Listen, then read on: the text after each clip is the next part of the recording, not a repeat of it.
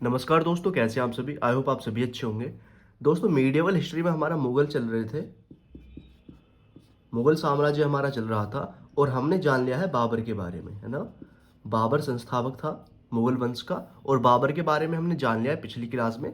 तो आज हम जानने वाले हैं इसका बेटा कौन था? हुमायूं।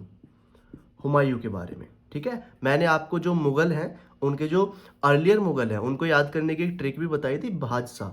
BHAS, भादशाह, BHAJSA। इससे कैसे याद रखेंगे? बी से बाबर, हुमायूं, अकबर, जहांगीर, शाहजहां, औरंगजेब, ठीक है। ये आपके अर्लियर मुगल थे। इनके बाद आए थे जो मुगल, उनके बारे में बाद में पढ़ेंगे, लेकिन पहले इनके बारे में जाना है। 6 शासक जो रहे हैं, ठीक है भाई। 6 शासक में इनमें आपका औरंगजेब लास्ट में आता है ना। उसकी मृत्यु के बाद फिर आते हैं बाद वाले मुगल्स। तो अभी हमें क्या जानना है? हुमायूं के बारे में जानेंगे। तो बाबर कब मर गया था? और 1526 में ये आया था भारत और 1530 में इसकी मृत्यु हो गई थी, है ना। ये इसका टाइम पीरियड था, आप सभी को पता है, मैंने बताया भी था। तो हुमायूं का टाइम पीरियड कब से कब तक रहा, इसके बारे में थोड़ा सा आप जान लीजिए। हुमायूं जब ये 1530 में मर गया बाबर, तो उसका बेटा हुमायूं राजा बना 1530 में ही, ठीक है भाई। 1530 में राजा बन गया हुमायूं, यानी कि बादशाह बना। और 1530 में बादशाह बनने के बाद ये रहा था 1540 तक। ये 2 बार बादशाह बना। क्यों? बीच में एक नाम आपको पढ़ना होगा, शेर शाह सूरी का। शेर शाह सूरी। अब ये कौन था उसके बारे में मैं बताऊंगा। थोड़ी सी बात जाननी है शेर शाह सूरी के बारे में। इसकी हुमायूं से लड़ाई चलती थी, ठीक है ना। तो शेर शाह सूरी ने 1540 में हरा दिया था भाई। तो 1540 से 1545 का जो टाइम पीरियड है वो शेर शाह सूरी का रहा था, ठीक है। और फिर से 1545 के बाद 1545 के बाद 1545 के बाद कब तक? 1556 तक फिर से ये हुमायूं का टाइम पीरियड रहा है, ठीक है भाई। तो आप यहां से देखोगे कि हुमायूं का जो टाइम पीरियड है बेसिकली रहा तो कब से कब तक है? 1530 से लेकर के 1556 तक रहा है। लेकिन बीच में ये जो 5 साल हैं ये शेरशाह सूरी के नाम चले गए हैं, ठीक है भाई। 5 साल ये शेरशाह सूरी के चले गए हैं। तो इस तरीके से हुमायूं 2 बार शासक बना है। हुमायूं, फिर से हुमायूं आ जाता है। शेरशाह सूरी को इसने फिर से हरा दिया था, ठीक है ना। मदद ली थी इसने, मैं बताऊंगा कैसे कैसे हुआ था काम, ठीक है। तो इतनी चीज आपको हुमायूं के बारे में समझ में आ गई। देखो, ये तो आपको क्लियर है कि बाबर के बारे में क्या क्या पढ़ना था, वो मैंने आपको पहले ही बता दिया है, ठीक है भाई। और हुमायूं के बारे में अब हम चीजें जान लेते हैं कि हुमायूं के बारे में कैसे कैसे आप पढ़ेंगे। तो ऊपर आप हेडिंग डाल लेंगे, नाम डाल लेंगे, बेसिकली क्या नाम है? हुमायूं। अब हुमायूं है। हुमायूं के कितने भाई थे आप सभी को मैंने बताया था, ये 4 भाई थे, है ना। क्या क्या नाम था? कामरान, अस्करी, हिंदाल, ठीक है ना। ये 4 भाई थे। और इसमें क्या किया था हुमायूं ने? अपने जो संपत्ति थी उसका बंटवारा भी किया था, ठीक है ना, हुमायूं ने। अब देख लो हुमायूं। सबसे पहली बात, जो बेसिक पॉइंट है इसके वो जान लेंगे। सबसे बेसिक पॉइंट में इसका जो नाम आएगा, ठीक है ना, जो इसका बेसिक नाम था, वास्तविक नाम हम इसको कह सकते हैं। नाम, इसका नाम था नसरुद्दीन, नसीरुद्दीन मोहम्मद, ठीक है। नसीरुद्दीन मोहम्मद इसका बचपन से नाम था। ये बाद में हुमायूं इसका नाम जा करके पढ़ा है, ये भी आपको पता होना चाहिए थोड़ा सा, ठीक है ना। आगे हम खोदमेर भी लिख सकते हो, खोदमेर। ये इतना बड़ा नाम था, इसका वास्तविक नाम जो रहा था, ठीक है, ये नाम था। इसका जन्म भी आप देख लेंगे। जन्म कब हुआ था इसका? 1508 ईस्वी को ये पैदा हुआ था भाई। 1508 में इसका जन्म हुआ था, ठीक है। और इसकी माता का नाम लिख लेंगे। पिता का नाम तो पता है, इसका पिता कौन होगा? बाबर होगा। पिता तो इसका कौन होगा? बाबर ही होगा। पिता तो बाबर है, लेकिन माता देख लेंगे। माता में कंफ्यूज रहते हैं बहुत से लोग। तो माहम बेगम इसकी कौन थी? माता थी, ठीक है, माहम बेगम। तो ये बेसिक पॉइंट है, थोड़े से इसके जन्म से रिलेटेड है कि पिता कौन था, माता कौन थी, ठीक है भाई। चलिए, ये चीजें क्लियर हुई आपको। अब देखिए, अब क्या देखना है आपको? जब ये शासक बना था, जब ये शासक बना था, यानी कि 1530 में शासक बनाया। 1530 में बाबर मर गया और 1530 में ये शासक बनाया। तो शासक बनने से पहले ये कहाँ का गवर्नर था? गवर्नर नहीं था, ये सूबेदार था। तो आप लिख लेंगे कहीं को कि पहले क्या था ये? पहले एक सूबेदार था। सूबेदार लिख लेंगे, पहले सूबेदार था। और कहाँ का था वो देख लेंगे। बदक शाह, एक स्थान था बदक शाह। बदक शाह का सूबेदार था ये पहले, ठीक है ना। कौन? हुमायूं, ठीक है। ये चीज लिख लेंगे। और इसका मैंने आपको बताया इसने अपने भाइयों में बंटवारा किया था अपनी संपत्ति का। और कौन कौन सी, एक बार मैं और बता देता हूँ आपको ये चीज़, ठीक है ना। अभी आप हुमायूं के बारे में जान रहे हैं तो आप वो भी देख लेंगे, जो इसके भाई थे उसमें इसने अपनी संपत्ति का बंटवारा कैसे कैसे किया था। देखो इसके जो भाई थे, भाई 4 भाई थे ये लोग, है ना। थे तो ये 5 थे, लेकिन हम 4 को पढ़ते हैं। 4 कैसे कैसे पढ़ेंगे, देखो 1 2 3 4। पहला तो हुमायूं ही रहेगा, हुमायूं। उसके बाद हुमायूं हो गया, और था आपका अस्करी, अस्करी। एक हिंदाल था, हिंदाल। और एक आपका कामरान था, कामरान। एक नाम और पढ़ा जाता है कामरान, दिख रहा है आपको, कामरान यहां लिखेंगे, कामरान। तो ये 4 भाई थे, इनमें संपत्ति का बंटवारा हुआ था, ठीक है। हुमायूं ने तो अपना दिल्ली आगरा वाला क्षेत्र ले लिया था। अगर आप लिखना चाहो तो लिख सकते हो, दिल्ली के आसपास का क्षेत्र हुमायूं ने ही रखा था, और ये सबसे बड़ा बेटा था तो यही शासक बना, ठीक है, ठीक है। अस्करी को कौन सा क्षेत्र मिला था, ये संभल वाला इलाका, संभल के आसपास की जगह किसको मिली थी, अस्करी को मिली थी। अलवर को, अलवर मिला था हिंदाल को, अलवर वाला क्षेत्र, ठीक है। इस तरीके से इनका क्या हुआ था, बंटवारा हुआ था। अलवर वाला क्षेत्र हो गया हिंदाल को, जो राजस्थान में पड़ता है। कामरान को भी लिख लेंगे, काबुल वाला जो इलाका है, काबुल वाला इलाका कामरान को दिया गया था भाई, ठीक है। तो इस तरीके से बंटवारा हुआ था। इन तीनों को मिला करके इतना नहीं था जितना इसके पास था। तो 6:5 में इनका बंटवारा भी हुआ था। ये भी मैंने आपको बात बताई थी कि अगर 6 रेशो मिले हैं हुमायूं को, तो 5 रेशो इन तीनों को मिला करके मिले हैं, ठीक है। चलिए ये चीज़ आपको क्लियर हो गई होगी। अब देखिए और क्या जानना है। अब हुमायूं के बारे में कुछ और चीज़ें जानेंगे भाई, क्योंकि मेन हमारा फोकस रहेगा हुमायूं पर ही, क्योंकि इनके भाइयों के बारे में हमें नहीं जानना ज़्यादा। तो अब देखो, इसका एक चचेरा भाई था, मतलब 4 भाई तो ये हो चुके हैं, लेकिन एक जो चचेरा भाई था उसका नाम भी कई बार आ जाता है। तो चचेरा भाई का नाम लिख लो। इसके चचेरा भाई का नाम था सुलेमान मिर्जा, सुलेमान मिर्जा। ये चचेरा भाई था इसका, ठीक है। चलो, इसे भी क्या किया था, इसको सूबेदार बना दिया था, जिसका, जहां पहले खुद ही सूबेदार था। कहाँ का सूबेदार था हुमायूं, बदक शाह का, बदक शाह, बदक शाह ऐसे लिख सकते हैं। बदक शाह का पहले सूबेदार कौन था, हुमायूं। तो बाद में बदक शाह का सूबेदार इसने अपने चचेरे भाई को बना दिया था, जो कि सुलेमान मिर्जा था, ठीक है। तो ये भी कई बार पूछ लिया जाता है कि हुमायूं का चचेरे भाई का क्या नाम है, तो वो था सुलेमान मिर्जा, ठीक है भाई। अब देखिए, अब हुमायूं ने जो जो लड़ाइयाँ लड़ी हैं, ठीक है ना, हुमायूं द्वारा लड़े गए युद्ध, तो ये लिख लेंगे, हुमायूं द्वारा, हुमायूं ने, हुमायूं के युद्ध लिख लो। हुमायूं के युद्ध, कौन कौन से युद्ध लड़े हैं हुमायूं ने, वो चीजें हमें जाननी है अब, ठीक है। चलिए सबसे पहले देखेंगे, एक लिखेंगे कालिंजर का युद्ध, कालिंजर का, ठीक है, कालिंजर का युद्ध। तो ये कहाँ, किस किस के बीच हुआ था, ये आपका हुमायूं, हुमायूं, और साथ में इसके साथ कौन था, प्रताप रुद्रदेव, प्रताप रुद्रदेव नाम है उनका, प्रताप रुद्रदेव। इनके बीच में ये लड़ाई हुई थी भाई, ठीक है, हुमायूं और प्रताप रुद्रदेव के बीच में। और जीता कौन था, यहाँ पर हुमायूं ही जीता था, तो लिख लेंगे हुमायूं जीता था। और कब हुई थी ये लड़ाई, ये भी देख लेंगे। ये कालिंजर का युद्ध हुआ था 1531 में। अब देखना, एक चीज आपको जाननी है हुमायूं के बारे में थोड़ी सी, क्या कि हुमायूं 1530 में तो बना है शासक, ठीक है, 1530 में शासक बनाए, और 1531 से इसने लड़ाई शुरू कर दी। तो इसका भी जीवन बेसिकली कैसा रहा है, संघर्षपूर्ण रहा है, संघर्षों से भरा हुआ रहा है इसका जीवन भी, ठीक है। इसने भी ज़्यादा इंजॉय नहीं किया अपने शासनकाल में, इसने भी लड़ाइयाँ ही लड़ी हैं।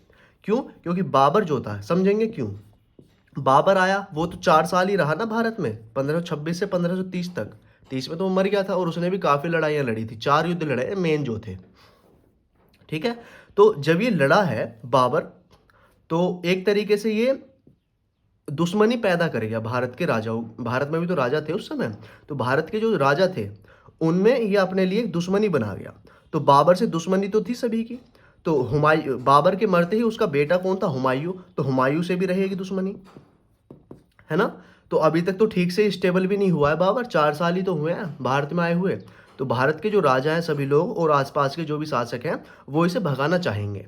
ऐसे ही हुमायूं जो है ये इसका बेटा है, तो इसको भी युद्ध लड़ना पड़ेगा उन लोगों से अपने आप को स्टेबल करने के लिए, ठीक है ना, क्योंकि इसे भी भगाने का प्रयत्न किया है लोगों ने। लेकिन इसने भी हार नहीं मानी, इसने भी काफ़ी युद्ध लड़े हैं। पहला युद्ध तो यही हो गया 1531 में, राजा बनते ही 1 साल बाद इसका युद्ध स्टार्ट हो गया था, ठीक है ना। कालिंजर का युद्ध 1531 में हुआ हुमायूं और प्रतापरुद्र देव के बीच में। ये चीज़ तो क्लियर है भाई आपको, है ना। इतनी चीज़ आई होप आपको क्लियर हो गई होगी। 1 सेकंड देंगे, 1 मिनट, हाँ जी, ठीक है। अब देखो कालिंजर हो गया। अब 1932 का भी देखो, फिर से इसका दूसरा युद्ध लिखेंगे आप, सॉरी 1932 बोल रहा हूँ, 1532 में, ठीक है, जिसे हम कहेंगे चुनार का युद्ध। चुनार का युद्ध इसे कहा गया, चुनार का युद्ध कब हुआ था? ये हुआ था 1532 में, ठीक है ना। इसने भी काफी युद्ध लड़े हैं, ये भी आपको पता होना चाहिए। चुनार का युद्ध अब ये किस किस के बीच हुआ? ये हुआ है हुमायूं और आपका शेर खां के बीच में। शेर खां, अब ये शेर खां कौन है? शेर खां को ही शेरशाह सूरी भी कहा जाता है भाई, ठीक है ना। शेर खान बोल दो या कह दो आप इसे शेरशाह सूरी, एक ही बात है, शेरशाह सूरी। और मैं बोल रहा हूँ कि शेरशाह सूरी से इसकी ज़्यादा लड़ाई चली है, तो शेरशाह सूरी बहुत इंपॉर्टेंट हो जाता है, क्योंकि इसने इसको मजबूर कर दिया था हुमायूं को सत्ता छोड़ के जाने के लिए, शेरशाह सूरी ने, और ये चला भी गया था। अभी बताऊंगा कैसे कैसे। ये जो 5 साल का बीच में गैप रहा है हुमायूं के शासनकाल में, उस समय शेर खान ही शासक रहा था, ठीक है। तो यहाँ पर कौन जीता? यहाँ पर हुमायूं ही जीता था, इतना आपको ध्यान रखना है। यहाँ पर हुमायूं ही जीता था, पहले युद्ध में हुमायूं ही जीत गया इससे, ठीक है। ये हार गया था, फिर चला गया था, ठीक है। अभी चुनार पता है कहाँ? ये मिर्जापुर के आसपास इलाका पड़ता है एक चुनार, ठीक है ना। ये भी आपको ध्यान रखना है। चुनार का युद्ध हुआ था 1532 में, क्लियर हो गया। अब चलेंगे, अब आगे देखेंगे। 2 युद्ध तो ये हो चुके हैं हुमायूं के। अब देखेंगे अगले कौन कौन से युद्ध हैं जो इंपॉर्टेंट हैं, वो भी जान लेंगे। क्योंकि कहा जाता है, क्या कहा जाता है कि बाबर जो था वो हुमायूं के लिए सत्ता तो छोड़ करके गया, है ना, सत्ता तो उसे दे करके गया, लेकिन कहा जाता है कि बाबर ने हुमायूं के लिए एक कांटों से भरा ताज छोड़ा था। कांटों से भरा ताज, ताज तो है, यानी कि शासक तो छोड़ बना करके गया वो अपने बेटे को, लेकिन कांटों से भरा ताज उसके सर पर रख गया। ऐसा क्यों कहा गया?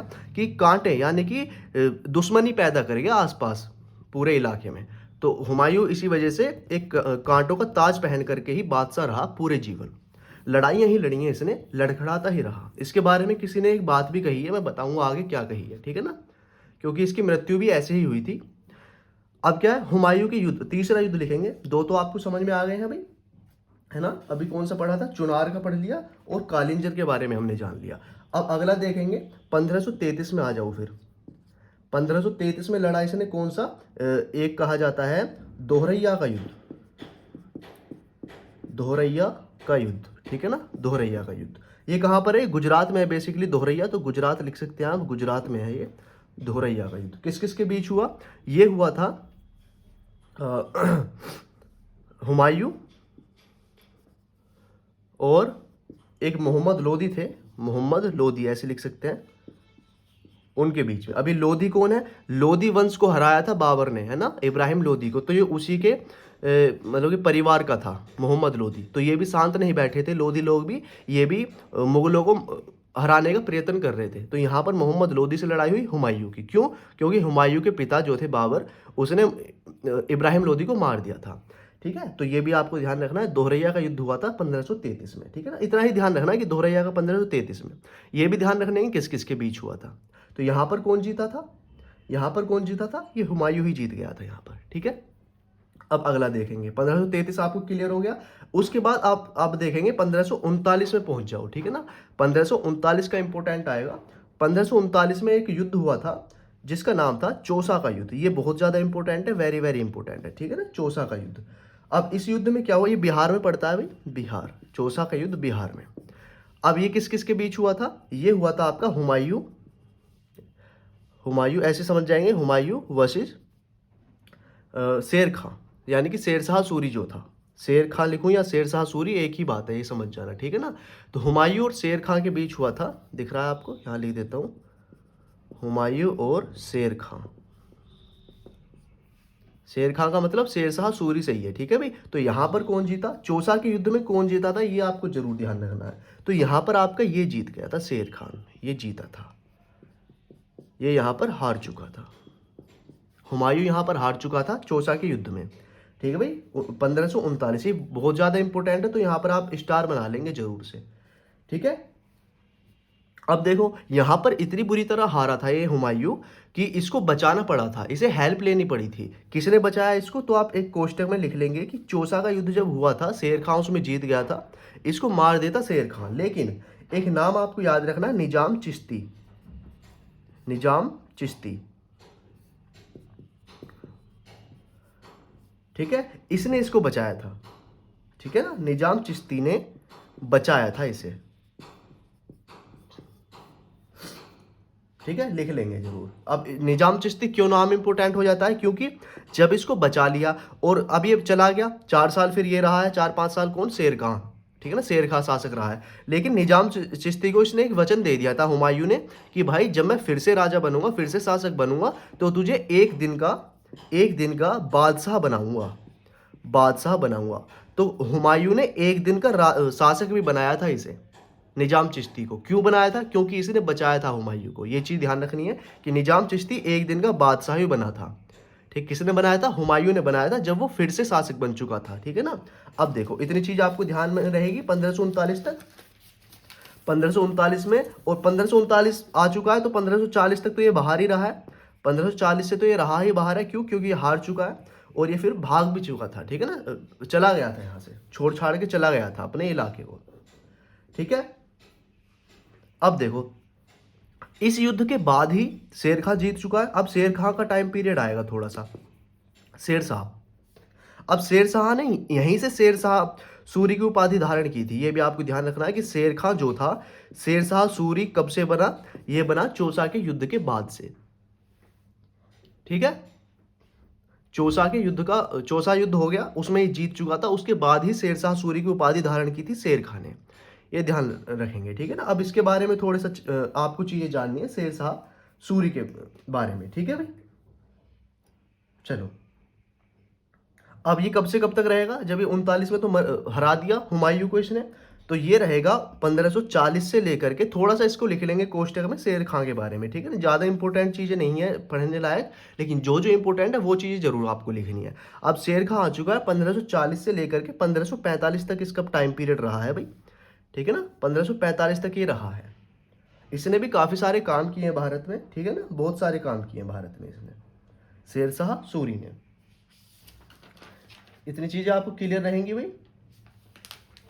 1540 से 1545 तक इसका टाइम पीरियड था, और ये अफगान था, ठीक है। अब मैं इसको साफ करके थोड़ी सी इसके बारे में चीजें आपको बता देता हूँ जो भी इंपॉर्टेंट है, ठीक है ना। चलिए अभी हुमायूं फिर से आएगा, क्यों, क्योंकि अभी बीच में कौन आ चुका है, ये शेर शाह सूरी आ चुका है। लेकिन अब थोड़ा सा हमें शेर शाह सूरी के बारे में बता रहा हूँ मैं आपको। शेर शाह सूरी या फिर शेर खां एक ही बात है, ठीक है ना, शेर खां ही है, शेर शाह सूरी। टाइम पीरियड फिर से लिख दूं मैं एक बार तो आपको क्लियर रहेगा। 1540 से 1545 तक ये रहा है, ठीक है। 1539 में क्योंकि चौसा के युद्ध में हरा दिया है इसने हुमायूं को, ठीक है। अब देखिए अफगान था ये, ठीक है ना, अफगानी था, इतना भी आपको लिख लेंगे कोष्टक में अगर लिखना है तो, अफगानी था। अब देखो इसके बारे में थोड़ी थोड़ी सी चीज़ें याद रखनी, जैसे ये जो जन्म इसका लिखना चाहो तो लिख लो, इंपॉर्टेंट है नहीं, या छोड़ो, जन्म आप रहने ही तो, ज़्यादा डिटेल में आपको ये चीज़ें नहीं पढ़नी। जो बेसिक चीज़ें हैं या जो इंपॉर्टेंट चीज़ें वही चीज़ें मैं आपको बताता हूँ भाई, ठीक है। इसके जो बचपन का नाम था वो लिख लेंगे जरूर, वो कई बार आ जाता है। बचपन का नाम इसका क्या था, फरीद था, ठीक है ना, फरीद, ठीक है। चलो इसने भी काफ़ी मतलब कि संघर्ष किया था, ऐसी बात नहीं है ऐसे ही बन गया। ये लगा लो 1497 से लेकर के 1518 तक ये इसने संपत्ति जो थी इसके पिता की, ठीक है ना, उसकी रखवाली ही की है एक तरीके से, है ना।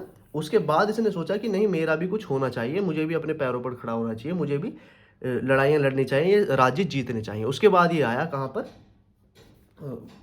मैदान में उतरा एक तरीके से। बचपन का नाम फरीद था, ये इंपॉर्टेंट है, बस इस तरह ध्यान रखेंगे, ठीक है ना। अब देखिए और क्या चीज़ आपको याद रखनी है, और आपको यही चीज़ याद रखनी है कि 1539 में इसने क्या किया था, चौसा का युद्ध में चौसा के युद्ध में, चौसा में हुमायूं को हरा दिया था। ठीक है ना, हुमायूं हराया, मारा नहीं है हुमायूं, हुमायूं हराया है। और हुमायूं बचा भी लिया गया है, किसके द्वारा? निजाम के द्वारा, निजाम चिश्ती के द्वारा, है ना। वो उसे लेकर के भाग गया है, हुमायूं को लेकर के भाग गया निजाम चिश्ती। अब ये बचा है शेर शाह सूरी, तो यही शासन करेगा, यही शासक रहेगा, ठीक है ना। चौसा में हुमायूं को हराया 1539 में, ठीक है। चलो ये चीज़ क्लियर हो गई होगी सभी को। अब देखेंगे, अब और क्या देखना है आपको, इसके थोड़े से काम देख लेंगे कि इसने किया क्या क्या था। पहली बात तो ये मरा कैसे था वो भी देख लो, थोड़ा सा इसकी मृत्यु के बारे में जान लो। ये किसी ने मारा नहीं था भाई, ये खुद मरा था। और कैसे मरा था? अजीब तरीके से मरा था। कैसे? ये कालिंजर पर आक्रमण कर रहा था, कालिंजर पर हमला कर रहा था। पर हमला कर रहा था कब? 1545 में। कालिंजर पर हमला कर रहा था 1545 में। और क्या क्या देखो, तोपों का इस्तेमाल तो स्टार्ट हो ही चुका था। तोपों का इस्तेमाल किसने स्टार्ट किया था? बाबर ने किया था तोप का इस्तेमाल, ठीक है ना। अब तोप इस्तेमाल की जा रही है कालिंजर के युद्ध में, ठीक है ना। वहां पर एक किला है बहुत बड़ा, कालिंजर का किला, ठीक है। उसमें क्या है? तोपों का इस्तेमाल किया गया किले को तोड़ने के लिए। अब वहां पर क्या किया, एक तोप खाना था वो फट गया, तोप खाना फट जाता है, फट गया, और ये बेचारा वहीं पर मर गया, ठीक है ना। तोप खाने के फटने से ही इसकी मृत्यु हुई थी, इतना आपको जरूर ध्यान रखना है, ठीक है। तो कैसे मरा था ये, मृत्यु कैसे हुई थी इसकी? कालिंजर पर ये हमला कर रहा था 1545 में, तोप खाना फट गया, वहीं पर इसको मर गया था ये, ठीक है ना। वहीं पर इसकी मृत्यु हो गई थी।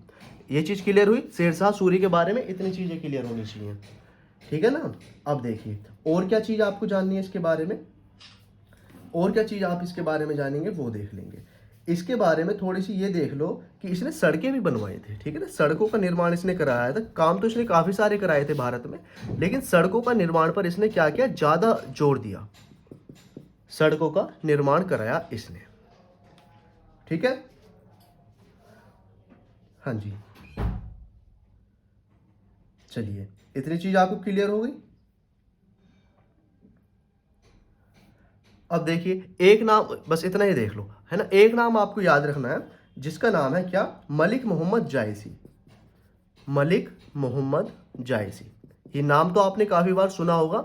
ये कौन थे? इसी के दरबार में रहते थे, ठीक है ना, इसी के समकालीन थे, ऐसे लिख सकते हो। मलिक मोहम्मद जायसी कौन थे?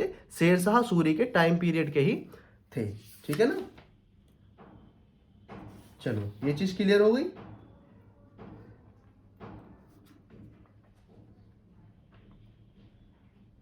बताओ, इतनी चीज आई होप आप सभी को क्लियर हो गई होगी।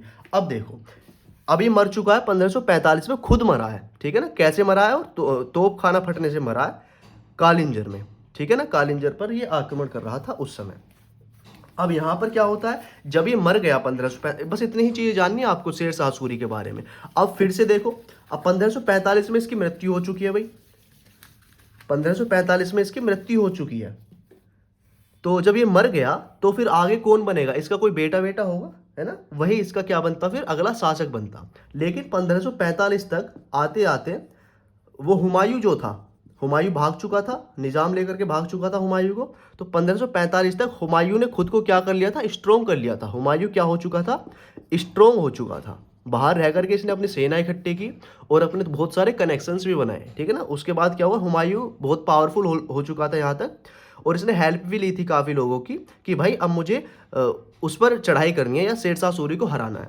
अब शेरशाह सूरी तो मर चुका है 1545 में, अब कैसे लड़े? तो भाई कोई तो रहा होगा, शेरशाह सूरी की कोई औलाद होगी, वो शासक बनी, ठीक है ना। फिर आता है शेरशाह सूरी, वो हुमायूं, क्योंकि इसे पता चल चुका है कि भाई शेरशाह सूरी मर चुका है। अब ये लोग क्या, कमज़ोर हैं, अब ये लोग कमज़ोर हैं, ये अच्छा मौका है अपनी सत्ता वापस लेने का। ये हुमायूं ने सोच करके अपना कदम आगे बढ़ाया अपनी सत्ता की ओर फिर से, ठीक है। इतना आपको ध्यान रहेगा। चलिए 1545 में हुमायूं वापस आता है, और 1545 में फिर 1545 में 1545 तक इसको पता चल चुका है हुमायूं को, ठीक है ना, कि हाँ वो मर चुका है। लेकिन ये करता कब है आक्रमण, हमला कब करता है? ये करता है 1555 में। 1555 में हमला करता है किसके ऊपर? शेरशाह सूरी का एक बेटा था उसके ऊपर, या कहेंगे शेरशाह सूरी के बाद जो शासक बना था उसके ऊपर। तो हुमायूं 1555 में एक युद्ध हुआ था जिसका नाम दिया गया मच्छीवाड़ा का युद्ध, मच्छीवाड़ा का युद्ध। अब देखो, इसे पता तो चल चुकी है कि भाई 1545 में ये मर चुका है, कौन? शेरशाह सूरी मर चुका है 1545 में, लेकिन ये अभी इस पर हमला नहीं कर रहा 1545 में। इसने अपने आप को स्ट्रोंग तो ये ऑलरेडी हो चुका है, क्योंकि भागा कब था, 40 में भागा था, 1540 में भगाया था इसको, लेकिन 5 साल तो हो चुके हैं और इसने अपने आप को 10 साल और दिए अपने आप को स्ट्रोंग करने के लिए, ठीक है ना। तो 1555 में जाकर के इसने हमला किया, किस पर, मच्छीवाड़ा का युद्ध कहा जाता है। और शेरशाह सूरी के बाद जो शासक बना था, कौन बना था शासक, उसका नाम आपको याद रखना है, सिकंदर शाह सूरी, ठीक है ना। शेरशाह सूरी के बाद सिकंदर शाह सूरी, तो हुमायूं और किसके बीच हुआ, हुमायूं वर्सेस सिकंदर शाह सूरी, सिकंदर शाह सूरी, इनके बीच ये लड़ाई हुई, ठीक है। तो यहाँ पर हुमायूं तो काफी तगड़ा होकर के आया था, इस बार काफी स्ट्रोंग होकर के आया था। तो यहाँ पर क्या हुआ, हुमायूं जीत जाता है भाई, जीता, ठीक। ये मच्छीवाड़ा का युद्ध पंजाब में हुआ था बेसिकली, ठीक है ना। मच्छीवाड़ा कहाँ पर पड़ता था, ये पंजाब वाले प्रांत में पड़ता था, और हुमायूं यहाँ पर जीत जाता है 1555 में। तो इसका क्या होता है, थोड़ा सा कॉन्फिडेंस अप होता है, बढ़ जाता है कि भाई मैं देखो जीत गया, इतने दिन बाद आया हूँ, 1540 में गया था और आते ही मैंने मच्छीवाड़ा का युद्ध जीत लिया, सिकंदर शाह सूरी को हरा दिया है। अब ये क्या 1555 में क्या होता, मच्छीवाड़ा के युद्ध में शेरशाह सूरी नहीं लड़ा था, क्योंकि वो तो मर गया था 1545 में, तो है ना, तोपखाना फटने से। उसके बाद जो शासक बना था सूरी वंश का, सिकंदर शाह सूरी बना था, है ना, उसको हराया था हुमायूं ने, ठीक है भाई। 1555 आपको याद रहेगा। फिर 1555 में ही क्या किया इसको, अब ये बहुत ज़्यादा स्ट्रोंग हो चुका है, 15 साल इसने काफ़ी मेहनत की है अपने आप पर, हुमायूं ने अपने कनेक्शन बनाए हैं, है ना, और राजाओं से संपर्क भी किया था इसने अपनी हेल्प के लिए, तो काफ़ी इसकी हेल्प भी की गई थी। और 1555 में ही इसने एक युद्ध और लड़ा, 1555 में ही तो मच्छीवाड़ा का युद्ध आपको याद रखना है। एक 1555 में युद्ध याद रखना है, सरहिंद का युद्ध, ठीक है ना, सरहिंद का युद्ध। उसी सन में इसने, मतलब कुछ दिन बाद ही इसने चढ़ाई कर दी थी सरहिंद पर, सरहिंद पर, सरहिंद का युद्ध। अभी तक इसने सत्ता हासिल नहीं की है, मच्छीवाड़ा का युद्ध में उसने हरा तो दिया है सिकंदर शाह सूरी को, लेकिन सत्ता इसके पास तक नहीं आई है अभी। तो उसने क्या किया, फिर 1555 में ही सरहिंद का युद्ध भी लड़ा, ठीक है, सरहिंद का युद्ध। अब इसमें यहाँ पर क्या क्या हुआ, यहाँ भी सेम लोगों के बीच हुआ, किस किस के बीच, सिकंदर शाह सूरी, सिकंदर शाह सूरी वर्सेस हुमायूं। यहाँ पर भी हुमायूं जीत जाता है अभी, सिकंदर शाह सूरी यहाँ पर भी हार, शॉर्ट में लिखा है मैंने, सिकंदर शाह सूरी और हुमायूं, तो हुमायूं यहाँ भी जीता है, ठीक है। अब यहां पर जीतने के बाद इसको बहुत बुरी तरह पीटता है हुमायूं। हुमायूं की हेल्प की थी बहुत से लोगों ने, देखो अकेला नहीं था हुमायूं, ठीक है ना, इतना भी आपको ध्यान रखना है। तो सिकंदर शाह सूरी को गद्दी से हटा ही देता है यहाँ पर, 1555 में ही हटाया। मच्छीवाड़ा का युद्ध के बाद सरहिंद का युद्ध हुआ, और सरहिंद के युद्ध से हुमायूं वापस गद्दी पर आ जाता है, हुमायूं वापस अपनी गद्दी पर आ जाता है, वापस गद्दी पाता है। कब गया था, 1540 में जब चला गया था, यानी कि भगा दिया था किसने, शेरशाह सूरी ने। तो उसके बाद इसने देखो 15 साल बाद 1555 में आता है और फिर से अपनी गद्दी पर बैठता है, पुनः गद्दी पर बैठ जाता है, ठीक है भाई, इतना आपको ध्यान रखना है। तो 1555 से इसका फिर से टाइम पीरियड स्टार्ट हो जाता है भाई, ठीक है ना। तो जो मैंने आपको टाइम पीरियड बताया है वो आपको ध्यान रखना है जरूर। तो आपको इतनी चीज़ क्लियर हुई, ये सूर्यवंश बीच में जो आया था इसके बारे में जो जो चीज़ जाननी थी वो मैंने आपको बता दी है, ठीक है ना। अब देखो सूर्यवंश आपको क्लियर हो गया, अब फिर से हुमायूं आ चुका है। तो हुमायूं का जो टाइम पीरियड रहा था, हुमायूं कब से कब तक रहा था, इसी वजह से मैं इसके 2 टाइम पीरियड लिख रहा था अब तक। अब आपको समझ में आ गया होगा कि 1530 में बाबर मर गया था, तो बाबर के मरते ही आ चुका है 1530 से 1540 तक रहा भाई। और 1540 में क्यों, क्योंकि 1539 में हरा दिया था, ठीक है ना। तो 1540 से लेकर के 1545 तक तो कौन रहा, वो शेरशाह सूरी। और फिर 55 ही लिख लो यहाँ पर, 45 ना लिख करके 55 ही लिख लो, क्योंकि सिकंदर शाह सूरी भी तो था। तो सूरी वंश रहा था 1540 से 1545 तक, सूरी वंश रहा बीच में, ठीक है, सूरी वंश। अब 1555 में फिर से सूरी वंश हटा दिया इसने, और 1555 से लेकर के फिर ये 1500 कब तक रहा, 1556 तक रहा भाई, ठीक है, 1556 तक, क्लियर। एक सेकेंड, हुमायूं 1556 तक रहा, फिर ये 1 साल ही रहा बेसिकली, मतलब इसने सूर्यवंश को तो हटा दिया, लेकिन फिर बाद में ये ज़्यादा जी नहीं पाया, मुश्किल से 1 साल ही इसने क्या किया, शासन किया। अब इसने शासन तो किया, लेकिन अपनी सत्ता तो इसने वापस पा ली, यानी कि मुगल सत्ता इसने फिर से स्थापित कर दी। यहाँ पर कुछ समय के लिए मुगल सत्ता हट चुकी थी, तो फिर से मुगल सत्ता आ गई है। और अब देखो अब क्या किया है इसने, इतनी चीजें आपको समझ में आ गई होंगी। तो 1555 में फिर से आ चुका है और 1556 में मर गया था। अब मरा कैसे कैसे है ये, 1556 में इसकी मृत्यु हो गई थी हुमायूं की। अब हुमायूं के बारे में बात कर रहे हैं, मृत्यु कब हो गई थी इसकी, 1556 में। अब ये मरा कैसे, देखो युद्ध लड़ते हुए नहीं मरा ये, ठीक है। मृत्यु इसकी कैसे हुई थी, ये क्या कर रहा था, एक लाइब्रेरी थी, ठीक है ना, एक क्या था, लाइब्रेरी थी, पुस्तकालय था, वहां से आ रहा था, ठीक है ना। और पुस्तकालय का नाम आपको जरूर ध्यान रखना है, दीप पनाह,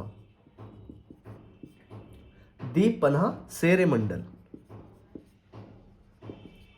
ये लाइब्रेरी थी एक, उसका नाम था दीप पनाह शेरे मंडल, ठीक है ना। लाइब्रेरी थी, जरूर याद रखना है इसको, इस वाले लाइब्रेरी का नाम याद आपको, ठीक है। दीप पनाह की सीढ़ियों से आ रहा था, पढ़ के आ रहा होगा अपना जो भी करता था वहां पर, तो आ रहा था वहां से वापस, तो उसकी जो सीढ़ियां थी दीप पनाह की, सीढ़ियों से गिर करके ही मर गया, सीढ़ियों से गिरकर मर गया, ठीक है। तो कैसे मरा है, सीढ़ियों से गिर करके मरा है, एक लाइब्रेरी की सीढ़ियों से गिर करके, और लाइब्रेरी का क्या नाम है, दीप पन्हा लाइब्रेरी, ठीक है भाई। इतनी चीज आपको क्लियर हुई। और इसके लिए क्या कहा गया, इसके लिए एक दार्शनिक हुए हैं जिनका नाम है स्टेनले लैंडपूल, लैंडपूल एक दार्शनिक हुए या कहें कि बहुत बड़े इतिहासकार हैं, ठीक है ना, थे। और इन्होंने एक बात कही इसके लिए कि ये एक ऐसा शासक रहा मुगल वंश का जो जिंदगी भर लड़खड़ाता रहा, ठीक है ना। तो लिख लेंगे ये स्टेटमेंट किसका था, जिंदगी भर लड़खड़ाता रहा, लड़खड़ाता रहा। और लास्ट में भी क्या हुआ, लड़खड़ाते हुए ही मर गया, क्योंकि लड़खड़ा कहाँ पर, सीढ़ियों पर भी लड़खड़ा ही रहा था, तो इस तरीके से मर भी गया।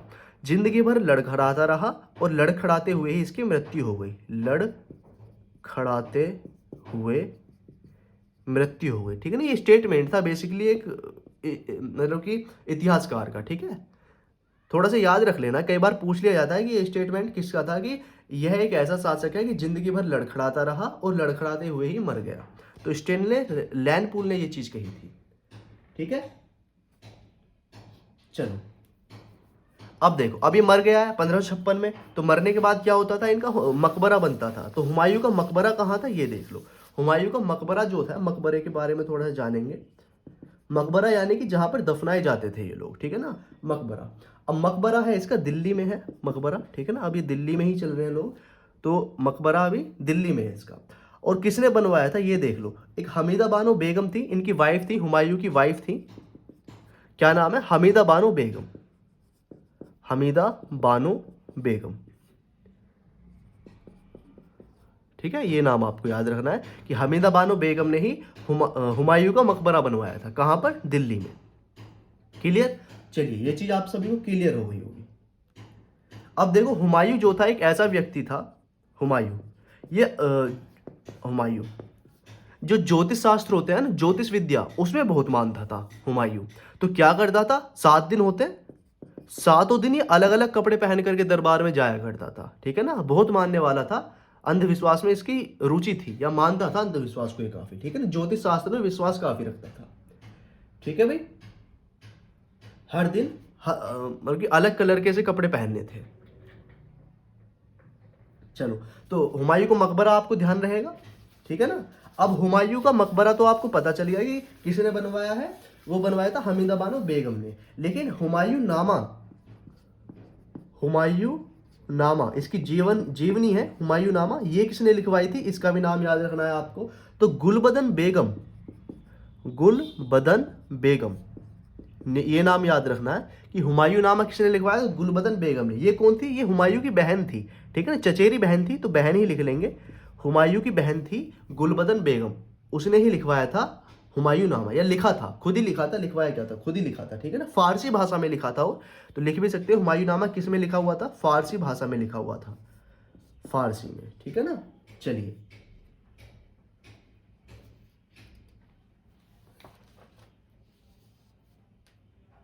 चलो, तो इतनी चीजें आपको ध्यान रहेंगी सारी, है ना, सारी चीजें ध्यान रहेंगी ना आपको हुमायूं के बारे में। अब हुमायूं के बारे में बादशाह से देखो, बस ये मर चुका है, सारे काम हो चुके हैं। तो अब इसके बाद जो अगला शासक बनेगा वो कौन होगा, इसका बेटा यानी कि इसका पुत्र। अब कौन आता है इसका पुत्र, देखो बादशाह से ही आप देखेंगे, मैंने आपको एक ट्रिक बताई हुई है, BHAJSA, इसी से आपको सारे ये जो बादशाह हैं अर्लियर मुगल जो हैं वो आपको ध्यान रहने चाहिए भाई। बाबर हमने पढ़ लिया, हुमायूं आपने पढ़ लिया, तो अब आता है तीसरा शासक। तीसरा शासक कौन रहेगा, अकबर। अकबर, अकबर किसका बेटा है, हुमायूं का ही बेटा है। देखो ये इसका बेटा, ये इसका बेटा, ये इसका बेटा, ये आपस में बेटे हैं एक दूसरे, मतलब कि आगे वाले बेटे हैं, पीछे वाले बाप हैं, ठीक है। तो बाबर और हुमायूं के बाद अकबर का टाइम पीरियड आता है भाई। और अकबर का टाइम पीरियड देखिए अब हम पढ़ेंगे अगली क्लास में, ठीक है ना। अकबर के बारे में सारी चीजें अब अगली क्लास में होंगी। इतना आपको जरूर ध्यान रहना है कि 1556 में तो ये मर चुका है, तो 1556 के बाद ही अकबर आया है, ठीक है भाई। चलिए, आई होप आपको क्लियर हो गया होगा हुमायूं के बारे में, सारी चीज़ें आपको क्लियर हो गई होंगी, कोई दिक्कत वाली बात है नहीं। इसी तरीके से मैं आपको बता रहा हूँ, शेरशाह सूरी बीच में आया था, देखो वो भी इंपॉर्टेंट है, इसी वजह से आपको थोड़ा सा ये हुमायूं में ज़्यादा पढ़ना पड़ा है, ठीक है ना। अब अकबर के बारे में आगे पढ़ेंगे अगली क्लास में। तो देखो क्लास को लाइक कर देना है आपको, जरूर लाइक कर देंगे, और शेयर कर दिया करो क्लास को जरूर से, ठीक है ना, शेयर भी कर दिया करो। और पहली बार हो तो देखो सब्सक्राइब भी आपको जरूर करना है चैनल को, ठीक है, सब्सक्राइब भी जरूर कर लिया करो, ये आपके लिए इंपॉर्टेंट हो जाता है और मेरे लिए भी। और कोई भी आपका डाउट है इतिहास से रिलेटेड, ठीक है ना, या आपको क्लास से रिलेटेड कोई भी डाउट है, तो आप देखिए कमेंट में मुझे बताएंगे अपने डाउट, जो भी आप करेंगे कमेंट करेंगे, ठीक है भाई। चलिए कमेंट में अपने डाउट बता देंगे सभी लोग, मैं उनको देख लूंगा और जो भी क्वेरी होगी आपकी वो सोल्व कर दूंगा। चलिए, तो थैंक यू सो मच भाई, थैंक्स आपका कि आपने यहाँ तक क्लास अटेंड की है ना। चलिए बाय दोस्तों, मिलते हैं अगली क्लास में। तो हमेशा बने रहना क्लास के साथ, अपने आपकी हिस्ट्री जल्दी से जल्द कवर करेंगे हम लोग, ठीक है ना। आज कल हो सकता है हम 2 बादशाहों को एक साथ ले लें। अकबर के बाद कौन आएगा, अकबर के बाद कौन आएगा, उसका बेटा आएगा, तो हो सकता है 2 शासक एक साथ लेकर के चलें, ठीक है। चलिए थैंक यू सो मच दोस्तों, बाय, जय हिंद।